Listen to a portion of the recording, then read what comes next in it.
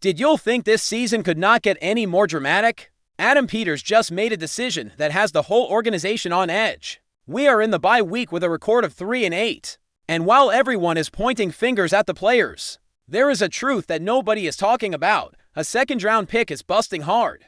A veteran just got cut in a move that shook the locker room. And an ex-commander is celebrating the suffering of his old teammates. If y'all leave now, you are missing the 3 most explosive stories of this bye week. And I tell you this, what is coming is going to define the future of this franchise.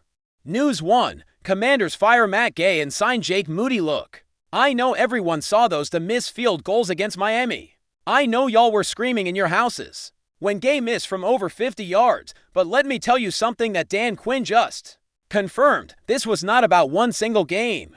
Quinn was clear as day when he spoke to the media. Matt has been a fantastic teammate and an incredible guy. We are really bummed that it did not work out, but we feel this is the change we needed. Did y'all hear that? The change we needed, not the change we wanted. The change we needed, and here comes what nobody is saying. Quinn added something crucial. We are not making those field goals, not just the ones from yesterday. We want to look at the big picture and make sure we make the best decisions for the team. The big picture. Fam, this has been a problem all season long. Now I ask you, how many games have we lost by narrow margins this year? How many times have we needed crucial points and did not get them? I tell you this, in a season where every point counts, where we are 3-8 and fighting for our dignity, we cannot afford the luxury of leaving points on the field. But here comes the really interesting part. Who did they bring in? Jake Moody, a third-round pick by the 49ers in 2023. And do you know who was in San Francisco when they drafted him? Adam Peters. Our GM knows this kid. He saw him in practice, saw him in games, evaluated him up close. Moody was cut by the Niners after Week 1 and had a brief stint in Chicago when Cairo Santos was hurt. Now Peters is giving him a shot to re-establish his career here in DC. But do y'all think this is just a desperate decision? Y'all are tripping. Peters does not make random moves. If he brought in Moody, it is because he sees something we do not see yet. Quinn made it clear. This was a tough call. At that position, the performance has to be there. We really wanted it to work long-term with Matt. But that was the decision we felt was best. And look, I respect that. In the DMV, we Commanders fans know this organization has made too many decisions based on feelings in the past. Ron Rivera had us doing that for years. But this front office is different. Peters and Quinn are making hard decisions, decisions that hurt. Because Matt Gay, for everything Quinn said, is a great guy, a pro. But in the NFL, being a good guy is not enough. You have to produce. And here is the reality nobody wants to face. We are 3-8. Jaden Daniels is hurt. Terry McLaurin is hurt. Dorrance Armstrong Jr. is hurt. Our season is practically lost. So why make this change now? Why not wait until the offseason? I believe it is because Peters and Quinn are evaluating every position for the future. They are using these last few weeks to see who deserves to be here in 2026. And if Moody can be the long-term answer at kicker, they need to know now. They need to give him reps, need to see him under pressure, need to evaluate him in real game situations. Because let me tell you something about the kicker position in the NFL. It is the most volatile position in the sport.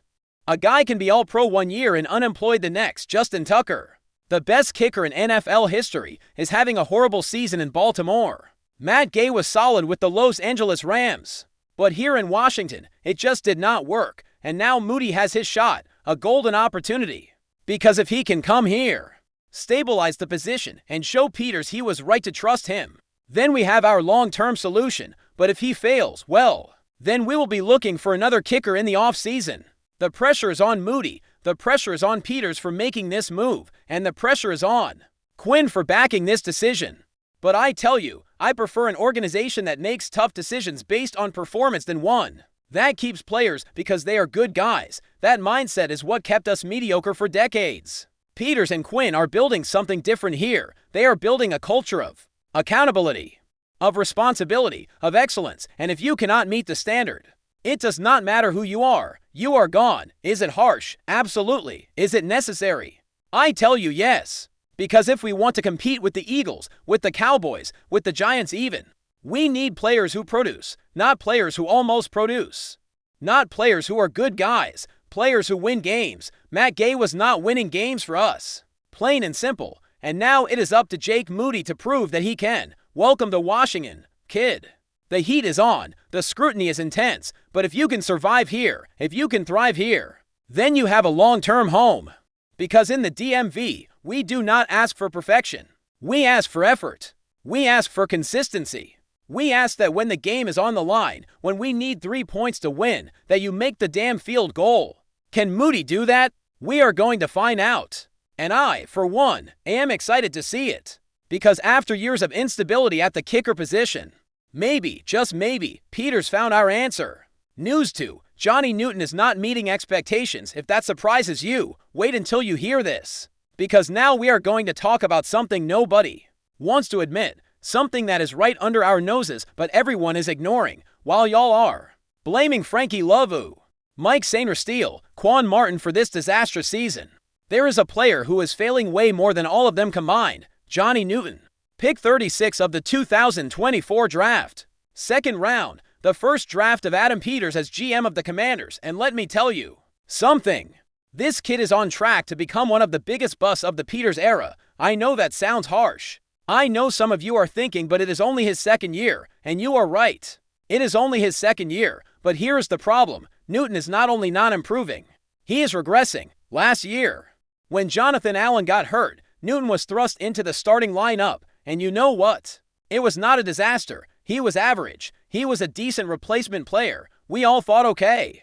He is a rookie. Give him time. He is going to get better. But this year, fam, this year has been a nightmare. Eddie Goldman, a veteran journeyman who has been bouncing around the league, is playing more snaps than Newton. Let me repeat that. Eddie Goldman, a guy nobody expected to be more than depth, is out snapping our second-round pick from 2 years ago. Newton is playing 10 snaps less per game this year compared to his rookie season. Do y'all understand what that means? That means the coaches do not trust him. That means when the game is on the line, when they need crucial stops, they are going with other players. And here comes what really bothers me. When Peters drafted Newton, John Keim from ESPN called him the best player available. Washington already had Jonathan Allen, Darren Payne, and Fedarian Mathis on the roster. We had already invested a lot of draft capital in the middle of our defensive line. But Peters felt Newton was too good to pass up. And do you know what happened a few picks later? Cooper DeJean was selected by the Eagles, and guess what? DeJean is playing lights out for Philadelphia. Meanwhile, we have Newton gathering dust on the bench. Now I ask you, why did Peters overpay for Javon Kinlaw in free agency if he thought he had an emerging star in Newton? IT makes nitrogen monoxide sense. Unless, and here is the uncomfortable truth, Peters already knew Newton was not the answer. Look, I understand we can play the game of we could have drafted all day. But in the end, what matters is that the guy you drafted is productive. And Newton just is not being productive. Let us compare him to the other disappointing young guys on this roster. Lavu has had a drop-off, but he proved last year he can be an impact linebacker. Sainristil had a solid rookie season, and we all expect him to bounce back. Quan Martin, despite his issues, has shown flashes of being a quality starting safety. But Newton, what has Newton shown? He has shown flashes as a pass rusher. That is it. Flashes in the NFL. Flashes are not enough. You need consistency. You need sustained production. And here is the question that should keep Peters awake at night. Can Newton really figure into the long-term plans of this team? Because if the answer is no, then we have a massive problem. Because that means our first draft under this new regime already has a second-round bust. I believe Newton has talent. I believe there is a player in there, but something is not clicking. Whether it is the scheme, whether it is the coaching, whether it is his physical development, something is not working, and with every week that passes, with every snap that Eddie Goldman plays in his place, the window for Newton to become what we all thought he would be is closing. Because let me tell you how the NFL works. You have your rookie contract to prove your worth. If you do not do it in those first 3 or 4 years, you become depth. You become a rotation player. You become someone the team cannot wait to replace. Is that what Newton is going to be? A rotation player, a guy who plays 20 to 25 snaps a game and nothing else. Because if that is what he is going to be, then Peters made a grave mistake drafting him in the second round. And look, I am not trying to bury the kid. I am really not. But someone has to tell the truth here. Someone has to point out that while everyone is focused on The obvious disappointments of this season. There is a bigger disappointment being ignored. Newton was supposed to be a cornerstone. He was supposed to be the future of the middle of our defensive line. He was supposed to be the guy who, when Allen and Payne eventually leave or get old, would take the reins and keep that position strong. Instead, more than halfway through his second season, Newton is quickly becoming an afterthought. And that is unacceptable for a second-round pick. Joe Witt Jr. has to find a way to get more out of Newton. Peters has to seriously evaluate if this was the right move, and Newton, he has to look in the mirror and ask himself, am I giving everything I have? Am I maximizing my potential? Because right now, the answer seems to be no. We have 6 games left in this season. 6 games for Newton to prove he belongs. 6 games to show he can be more than a rotation player. 6 games to justify why Peters drafted him in the second round. The clock is ticking, Johnny, and with every snap Eddie Goldman plays in your place, that clock ticks faster. News 3. Derek Forrest throws shade at Quan Martin, but that is nothing compared to what is coming, because now we are going to talk about something that is petty, something that is mean-spirited, something that shows the dark side of this league that we sometimes prefer to ignore. Derek Forrest, ex-Commander safety, just threw some icy shade at one of his former teammates. And even though he did not mention names, we all know who he is talking about, Quan Martin. Forrest posted something on social media that basically said he is enjoying watching certain players struggle now that he is gone. And the timing, the timing is not a coincidence. This came right after Dan Quinn reduced Martin's playing time in the game against Miami. Let me give you the full context here. Forrest was drafted by Washington in the 5th round of the 2021 draft. He was seen as a potential franchise cornerstone piece. But injuries derailed his momentum considerably when Quinn and Peters arrived. They signed Jeremy Chin and moved Martin to the back end. That left Forrest on the outside looking in. Washington let Forrest go when his contract expired this spring. Since then, he has had brief stints with Buffalo, Indianapolis, and Pittsburgh. Now he is looking for a new opportunity, and clearly, he is bitter about how things ended. But here is what bothers me about this. Forrest is gloating in the misery of guys he shared a locker room with, guys with whom he supposedly built a brotherhood, guys who were his teammates. And look, I understand being frustrated. I understand feeling like you were treated unfairly. But publicly celebrating when your ex-teammates are struggling, that is low level. That is classless. That shows more about your character than anything else, because let me ask you something. What does Forrest gain from this? Does it make any team want to sign him? Does it make scouts think, wow, that is the type of player we want in our locker room, nitrogen monoxide? If anything, it makes teams stay away from him.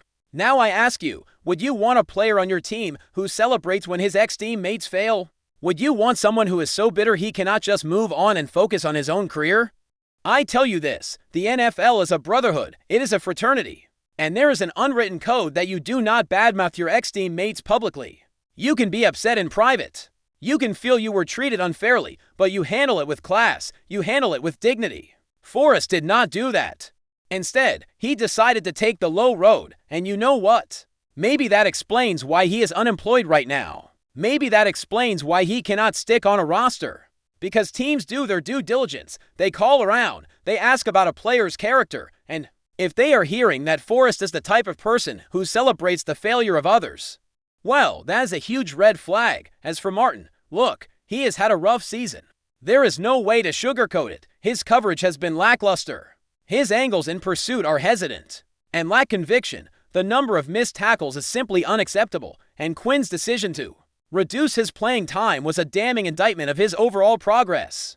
But here is the difference between Martin and Forrest. Martin is on the field trying. He is competing. He is fighting through a tough season. He is not on social media complaining. He is not celebrating when other players fail. He is putting his head down and working. And you know what? I respect that. I respect a player who, when things get tough, does not look for excuses, does not point fingers, just works harder. Martin needs to improve. That is undeniable. But at least he is here. At least he has the chance to get better. Forrest, meanwhile, is sitting at home looking at Twitter and trying to feel better about his situation by gloating in the misery of others. And here is the irony. Forrest probably thought this tweet would make him feel better. Probably thought he would get some likes, some retweets, maybe some validation. But all he did was show the world his true character, because in the DMV, we value loyalty, we value brotherhood, we value players who, even when they leave, still support their ex-teammates, still want to see the team succeed. Forrest is clearly not that type of player, and honestly, that makes it easier to accept that he is gone. Because if this is his mindset, if this is his character, then he is not the type of person we want representing the Burgundy and Gold anyway. Martin has work to do. He has to improve his game considerably if he wants to keep his spot on this roster long term. But at least he is here fighting. At least he has not quit. Forrest, meanwhile, is at home posting subliminals on social media. And you know what? Maybe that is all he has left. Because his NFL career seems to be coming to a premature end. And if this is the type of person he is, frankly, I am not surprised. The NFL is tough. It is ruthless. But there is also a right way and a wrong way to handle adversity. Forrest chose the wrong way. And that, more than any injury or lack of skill, is probably why he cannot find a home in the league. Fam, we just covered 3 massive stories. Peters making the tough move to cut Matt Gay and bet on Jake Moody. Johnny Newton failing to live up to the expectations of a second-round pick, and Derek Forrest showing his true character by celebrating the struggles of his ex-teammates. Now I ask you, do you think Moody can be the long-term answer at kicker? Can Newton turn his career around in these last 6 games? And was Forrest justified in his frustration? Or is he just being petty? Let me know in the comments. I want to hear all your opinions, because this is more than a YouTube channel. This is a family. This is a community of passionate Commanders fans who live and breathe Burgundy and Gold. If you like this content, if you learned something new, if you want to keep receiving deep and honest analysis about your team, then I need you to do 2 things. First, hit like on this video.